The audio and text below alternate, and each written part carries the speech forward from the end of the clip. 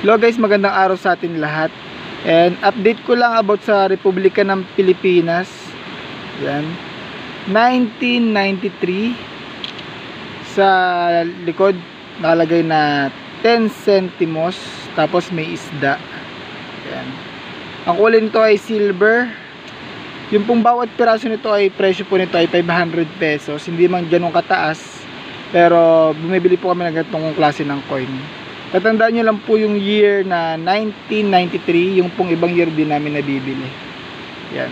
So kung meron kayong ganito, just send pictures sa comment section. Tapos i-message po namin kayo privately para makita namin yung itsura ng coin. And kung meron kayong ibang coin, magsend na rin kayo ng picture. Tapos hintayin nyo lang po yung message namin. So yun. Thank you so much and God bless guys. Don't forget to follow kung meron kayong ganitong klase ng coin. And stay safe. Bye.